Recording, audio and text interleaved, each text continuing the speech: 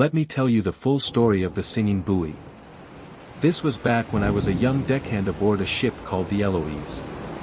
She was a fishing trawler that had seen better days, and most of us were just drifting through the job, barely staying awake through the cold mornings and long nights. We were a crew of 10, out on a 30-day run in the North Atlantic. It was mid-autumn, fog season. Gray skies, colder air, and silence as thick as paint. On the 18th day, we hit a stretch of sea we didn't recognize. No birds. No wind. Just stillness. And then we saw it. A buoy. Red, weathered, rocking gently on a calm sea. Didn't seem strange at first. Until it started, singing. Not like a bell, mind you. A song. A woman's voice. Clear and low, like a lullaby. Not loud, more like something you remembered hearing, not actually hearing it. It wasn't coming from a speaker or a radio. It wasn't one of us playing a joke. It came from the buoy. We all heard it. We circled it once. Slowly. No markings. No registration. Just rust, moss, and that flickering lantern hanging from the top. Our captain, a quiet man named Garin, told us to move on. Said it was probably old naval junk and not worth our attention. But there was this kid on board, Lennox. Just turned 19. Too curious for his own good. That night, while most of us were asleep, he tied a rope to the side of the Eloise and rowed a dinghy out to the buoy. I only know this because I had trouble sleeping that night. Something about the sea felt wrong. It had that strange glassy look, like the ocean was holding its breath. So I stepped onto the deck just in time to see Lennox rowing, that little flickering buoy dead ahead of him. He was almost there. I yelled for him to come back. He didn't. He tied the boat to the buoy and leaned forward, trying to get a look beneath it. That's when the song changed. It stopped being soft and slow. And started repeating itself. A phrase. Not in English. Just one verse over and over. Louder now. You ever heard a lullaby scream? That's what it sounded like. And then. The water churned. Not like waves. Like something big was moving beneath. Lennox froze. Turned to yell something. And he was pulled under. No splash. No struggle. One moment he was in the boat. The next, he was gone. We pulled the boat back. Nothing inside but a wet rope and Lennox's jacket. We searched for hours. Sonar. Flares. Radioed the Coast Guard. Nothing. The buoy. Still singing. But the song had changed again. This time, it sounded like Lennox's voice. Softer. Sadder. It only sang at night after that. When we got back to port, the Coast Guard claimed the buoy didn't match any known model. No registration. No record of it ever existing. The harbormaster. He went pale when we told him what we saw. He whispered something under his breath. They move with the tide. I asked him what he meant. He didn't answer. Here's the part one haven't told anyone else. About 2 weeks after we got home, I took a walk along the shore just before sunrise. Couldn't sleep. And I heard it. That voice. Far offshore. Same melody. Same softness. But this time, there were more voices layered underneath it. Dozens. Maybe hundreds. Like a choir of all the people who had ever disappeared at sea, singing softly, gently, as if trying to lull the ocean back to sleep. You'll hear sailors joke about sea sirens. Mermaids. Creatures that lure you into the deep. But I don't think the buoy was alive. I don't think it wanted to hurt us. I think it was trapped. An old piece of some older machine. A beacon left over from something ancient. Something buried. And it needed voices to stay afloat. So if you're ever on a boat, late at night, and the sea is too still, and you hear singing, don't follow it. Don't look for it. And for heaven's sake, don't let it sing you back. Because the sea has long memories. And the buoys remember your name. You want another one? Alright. Let me tell you about the ship that sailed backward. I was aboard the Brine-Wake, a 3-mast cutter with a tired crew and an engine that groaned like an old man in his sleep. We were running a long route. Month and a half at sea, hauling supply crates from northern ports to a research base out near the edge of the map, south of Iceland, west of the Faroe Islands.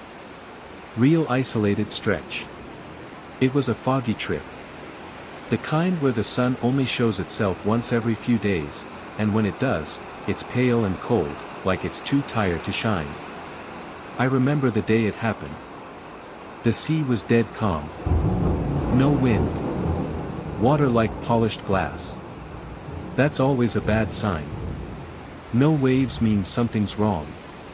Means something big is under there, watching. Or waiting. But we sailed on. And then we saw her. Off the starboard side, emerging slowly from the mist, was another ship. Now, ships don't sneak up on you in the open sea. Especially not in calm water. But this one. She drifted into view like she'd always been there. Like she'd just decided to show herself. And here's the part that made my skin crawl. She looked exactly like us. Same size. Same shape. Same faded green paint across the hull. Same scratches along the bow. Same patches on the sails. And she had our name. Brine-Wake. Painted in the exact same lettering, down to the chipped E. But she was sailing backward. Not turned around. Not adrift. Literally sailing, under power, in reverse. No wake. No crew on deck. Just gliding past us, stern first. Like a movie played in reverse. Like time had flipped inside out. We called to her. Nothing. Radioed her. Dead static. She passed us in silence. And that's when I noticed something that froze the blood in my veins. Our reflection in her hull, because the sea was so calm, we could see ourselves. It didn't match. We waved from our deck. But in the reflection, we didn't wave back. The crew on that ship, if there was one, looked like us. But they were standing still. Still, and looking the other way. Like they were waiting for us to do something first. Our captain, an old hard-nosed woman named Rilke, told us to turn. Hard to port. We did. The ship obeyed. But the other one didn't react. It just kept going. Backward. Out into the fog. And then it vanished. Not slowly. Not behind mist. Just gone. Like someone turned off the television. We were quiet the rest of that day. No music. No cards. Just silence and the occasional creak of the hull. That night, I stayed up. I had this sick curiosity. Like a pull. I wanted to see if it would come back. I stood on the deck, watching the fog roll in again. And sure enough. A shape on the horizon. Same size. Same sail. But this time, it was upside down. You ever seen a ship float upside down? Not capsized. Literally floating above the water. Masts pointing into the sea. No waterline. No wake. Just drifting. And this time, I didn't tell anyone. Because somehow, I knew if I spoke it aloud, it would come closer. A few days later, we made it to the research base. Docked. Unloaded. Nothing unusual. Except one thing. The base commander, a Swedish guy named Alrik, asked us why we'd come back. We told him this was our first stop. He frowned. No. You delivered this load 2 days ago. Same crates. Same crew. Same ship. You even stayed for dinner. We thought he was joking. Until he showed us the logbook. And our signatures were there. Even mine. Same handwriting. Same initials. But I'd never signed it. Now. I don't know what we saw out there. Some say the sea folds, just a little, when you're too far from land. That time gets slippery. Some say there are mirrored lanes, places where your reflection becomes a thing of its own, detached, floating parallel just far enough away you can barely sense it. All I know is this. We watched ourselves sail backward that day. And ever since then, I've had the same dream. I'm standing on the deck of the brine wake. Only I'm the one sailing backward. And I'm watching myself drift away, waving. Only this time. I don't wave back. Ambient fades into the soft sound of distant waves lapping wood, then into silence. Would you like the remaining stories to be extended like this? These long-format tales are perfect for chapters in a 30 to 60-minute narration. I can also structure a full, Tales from the Deck episode outline if you're ready to produce the full thing. You'd think we'd laugh it off later. Sailors tell stories. That's what we do. But no one spoke of the backward ship again. Not out loud. Except for one. A young deckhand named Toma. Quiet kid. Good instincts, always kept his boots tied and his knife sharp. About a week after the voyage ended, he quit. Vanished. Left a single page in his bunk. I still have it. It's been smudged and creased over the years, but the writing's burned into my memory. It said, "The sea doesn't forget the wrong direction." I saw the reflection blink. We're not the ones on this side of the water. I've read that note 1,000 times. What did he mean? The reflection blinked. I didn't see it blink. But I also wasn't watching close enough. Sometimes I wonder. What if that other ship wasn't our mirror? What if we're the reflection? The echo? What if the real Brinewake never came home? I've had strange moments since. Little skips in time. I'll light a cigarette and it's already burned halfway down. I'll walk from one room to another and forget why I left, or what I was holding. Once, I swore I heard my own voice coming from behind a closed door. Just muttering. But the worst is the dream. It always starts the same. I'm back on deck. The ocean is smooth. There's no sound except the creaking of the mast and the faint tapping of ropes. I look out. Fog rolling in. And there, just on the edge of vision, there's a ship. Stern first. Sliding backward.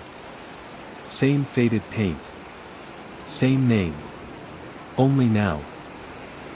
I'm not just watching. I'm aboard both ships. Split in two. One me watches. The other me is being watched. And the one that's being watched. He turns slowly. Looks up. And he's smiling. But the smile isn't mine. It's wrong. Too wide. Too still. Like something that learned to wear a face but never got the hang of it. I always wake up just before the two ships meet.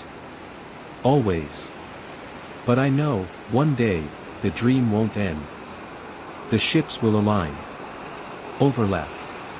Mirror to mirror. And when that happens, whichever version of me is real, won't be anymore. So if you're ever out at sea, and you see a ship sliding backward, quiet as a ghost, with no wake and no sound, don't wave. Don't speak. And above all else, don't look at your reflection. Because you never know who might be looking back. Okay, we can keep going. Fog is a strange thing. It doesn't move like the wind. It doesn't fall like the rain. It settles. It curls up around the ship's masts, creeps between the ropes, and fills the lungs of the sea until the world goes white and sound dies. And no fogs ever matched the one we hit just off Harker's Hollow. That's what the chart called it, anyway. A pocket of sea a few miles off the coast, far from the shipping lanes. It wasn't marked as dangerous, just unvisited. And now I understand why. We'd been riding a gentle tide for most of the day. Calm weather, barely a breeze, water like oil, dark and smooth. The crew had grown quiet. Not scared, just tired. A few of them said the air felt heavy, like something was pushing on your chest. Then, just before dusk, the fog rolled in. Not a slow creep. It slammed in, thick and sudden, like walls rising out of the sea. You couldn't see 10 feet off the bow. The lantern light barely made it past the railing. We dropped anchor and waited. There was nothing else to do. And then, we heard it. A knocking. Low. Hollow. 3 short knocks. Then silence. It came again. Same pattern. Like someone was tapping politely on the hull. We thought it was driftwood. Or a bird. Maybe even debris. One of the deckhands, Emery, leaned over to take a look. Held a lantern out. Nothing. But the moment he turned to go. Knock. Knock. Knock. Closer this time. Louder. We scanned the water. And that's when we saw him. Clinging to the side of the ship, barely above the tide line, was a man. No life vest. No rope. No boat in sight. Just a man. His fingers wrapped around the barnacles. His face pale, soaked, dripping. He didn't call out. Didn't shout or plead. Just looked up at us with these blank, gray eyes. Staring. We dropped the rope ladder. He climbed slowly. Each motion deliberate, as if he was remembering how to use his body. His clothes were outdated, wool coat, salt-stained. His boots didn't match. And his hair looked like it hadn't been dry in weeks. When he stepped onto the deck, he didn't speak. He just looked around, as if recognizing something. Our captain asked where he came from. He didn't answer. Just stared out into the fog. After a moment, he whispered. "Where's the lighthouse?" We were hundreds of miles from any working lighthouse. We told him that. But he shook his head. "I saw it," he said. The light was on. Then he walked to the far end of the deck and sat down. And he stayed there. All night. Didn't move. Didn't sleep. Just sat with his back to us, staring into the white. By morning, the fog lifted. Sky clear. Sun warm. But the man was gone. No footprints. No damp trail. Just a small pool of seawater where he'd sat. And where he'd touched the railing. Barnacles. Grown up and bloomed along the wood in a perfect print of his hand. We tried to laugh it off. Sailors are superstitious. We've all seen things in the fog. Tricks of the light. Sleep-deprived minds. But that night, one of the crew found something strange in his bunk. A lighthouse logbook. Old. Leather-bound. Damp to the touch. Inside were handwritten notes, dated from the 1800s. They described a man, our man, found clinging to a wreck off the coast. Picked up by passing ships. Always asking the same question. Where's the lighthouse? No name. No origin. No history. Every time he was seen, a storm followed. And every time he vanished, a page from the logbook appeared somewhere aboard the ship that found him. The last page was dated the week before we saw him. Since then, I've seen fog come and go 100 times. Most of it's harmless. But sometimes, if the air goes too quiet, if the fog falls too fast, I swear I hear the knock again. 3 slow taps on the hull. Not loud. Just enough to make your skin crawl. So if you're ever at sea, and the fog settles heavy, and you hear someone knocking softly below the deck, don't answer. And if a man climbs aboard, gray eyes, soaked clothes, no name, don't speak to him. Don't follow him. And whatever you do, don't tell him where the lighthouse is. Because there are places light was never meant to reach. And some things lost at sea were meant to stay that way. Okay, we can do another. You ever rely on something so long that you forget it can break? That was our compass. We were somewhere in the black current when it first started turning wrong. It was a merchant ship, a slow one, old iron belly and wood bones, hauling medical cargo from a freezing station up north to the scattered islands below. Nothing dramatic. Nothing cursed. We weren't treasure hunters. Just a handful of tired sailors looking to get paid. That morning, the compass pointed south. The problem was, south wasn't there. The sun was behind us, and the compass said it was east. The map said we should be approaching a chain of small islands, but all we saw was water. Endlessly still, quiet water. We tapped the glass. Nothing changed. We swapped in our backup compass. Same result. That was the start. We told ourselves it was interference. Magnetic minerals under the seafloor, maybe. Solar flares. Something temporary. We turned the ship slightly, gave it time to adjust. But the next morning, it was worse. The needle spun slowly. Clockwise. Like it was thinking. Or searching. And the sky. The sky had stopped moving. Clouds stayed still. The wind dropped off. The sea was flat and dark like stone. And that ticking sound started. Somewhere below deck. Steady. Not mechanical. Like a heartbeat trying to be a clock. We started seeing things after day 4. First, it was little things, reflections in the water that didn't match the sky. A gull overhead that never flapped its wings. A rope coiled differently than it had been 5 minutes earlier. Then it got stranger. One of the crew, Burke, quiet, honest guy, woke up screaming. Said he saw the ship from the outside. Said he was floating, watching it drift, with no one aboard. Said we weren't casting shadows. The rest of us dismissed it. Sleep deprivation. Cabin fever. But I noticed something that same morning. The compass had stopped spinning. It now pointed straight down. That night, the sky cleared. The stars came out. Familiar at first. Orion. Cassiopeia. Then, not so much. New stars. Shapes that didn't belong. A crooked line of lights tracing an angle that no constellation ever had. We tried the radio. Dead. The logbook was the only thing that still worked. Pages kept filling with notes, but sometimes, not in our handwriting. We'd find entries we didn't write. Dated weeks in the future. Some pages were crossed out.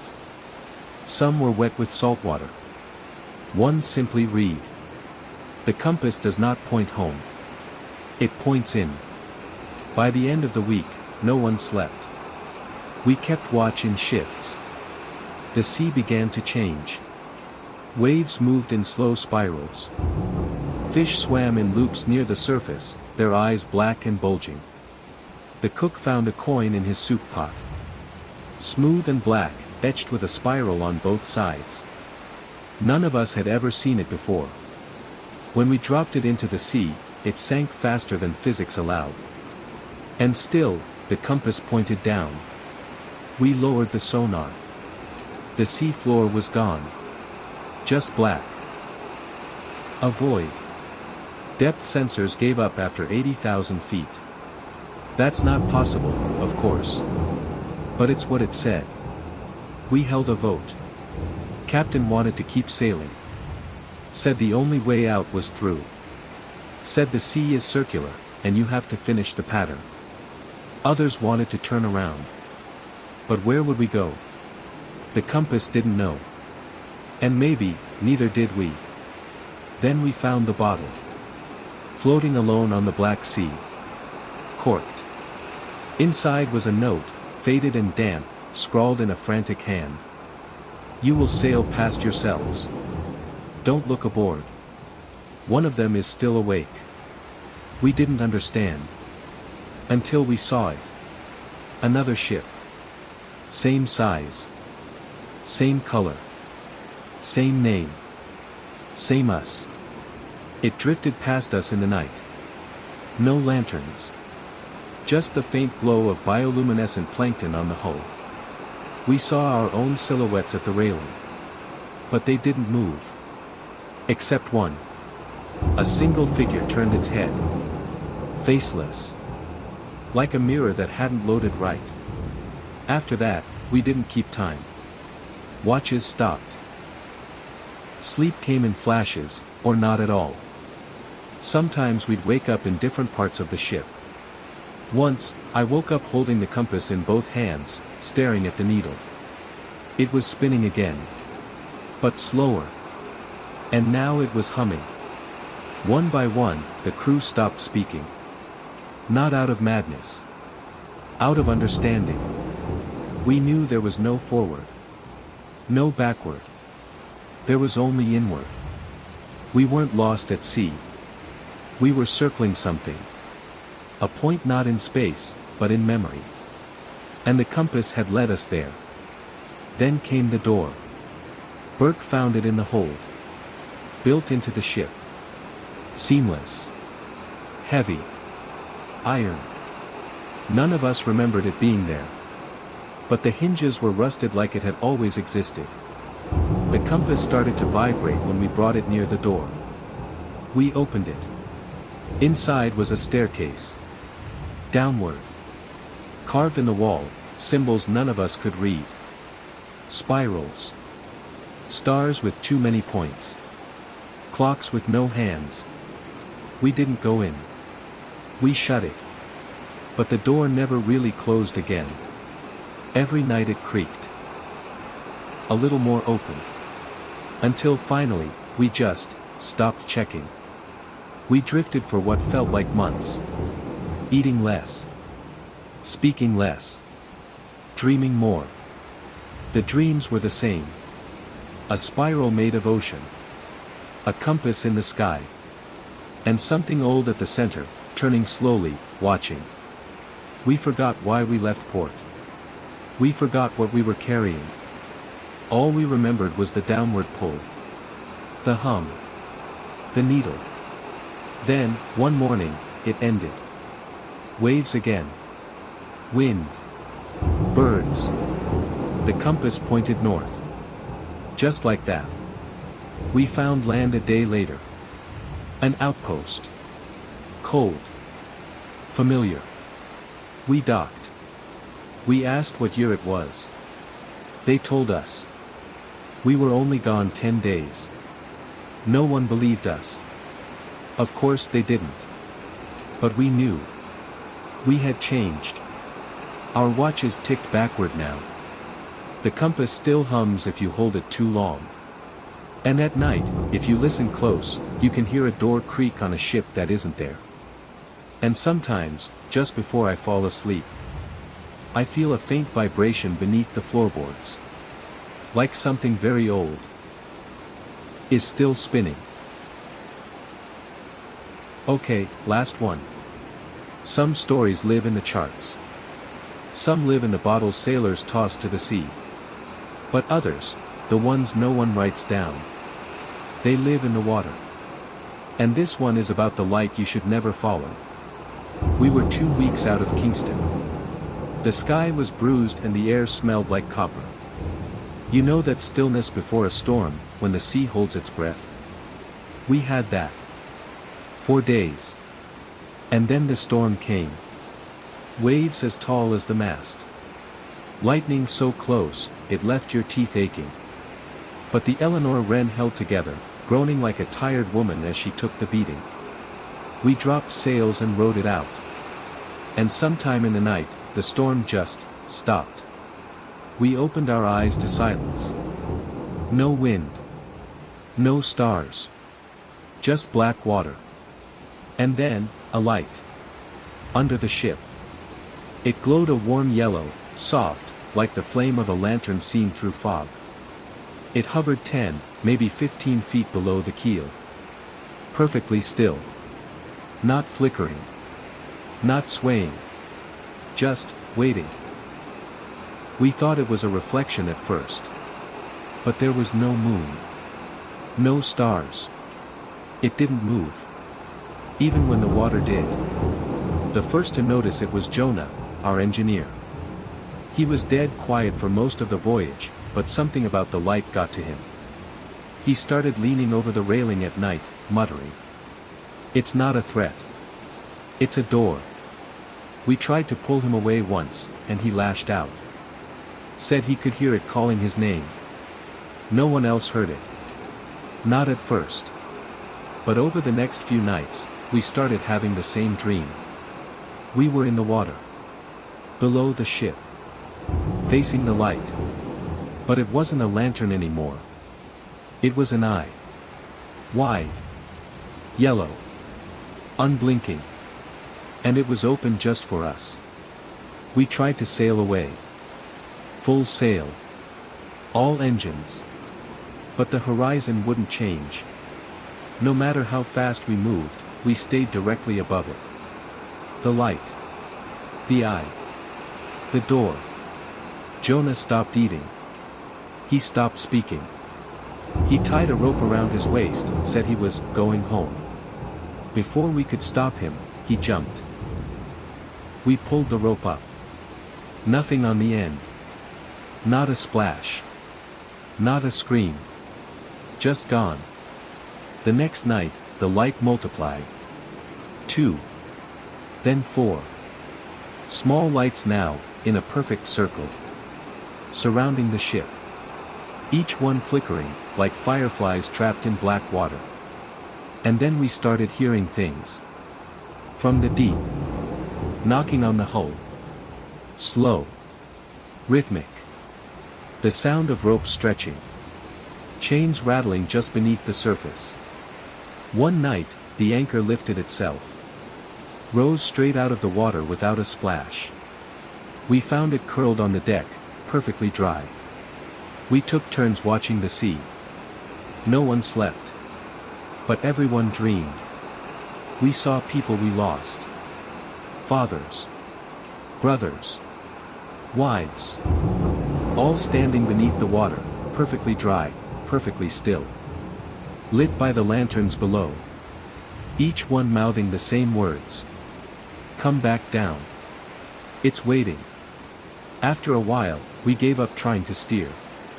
The rudder wouldn't respond. The compass spun. The stars were wrong. One of the crew drew a symbol on the wall in chalk.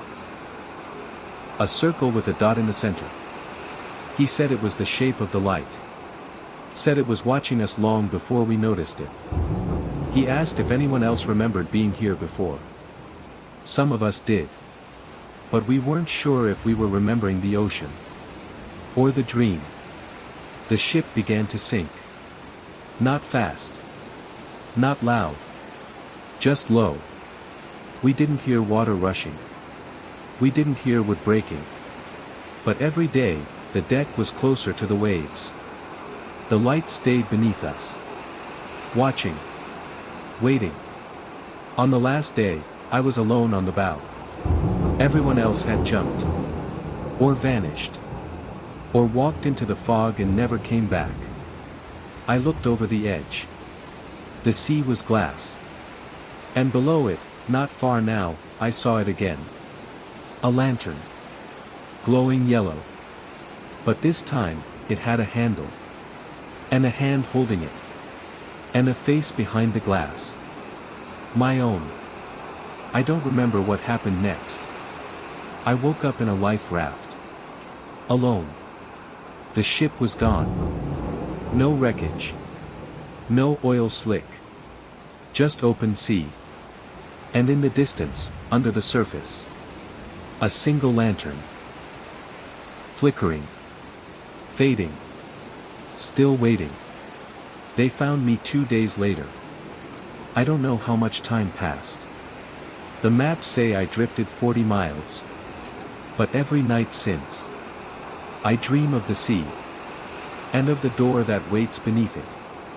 And sometimes, when I close my eyes, I see that light again. Closer now. And I know, one day, I'll follow it. Because it doesn't just want you to drown. It wants you to remember why you did.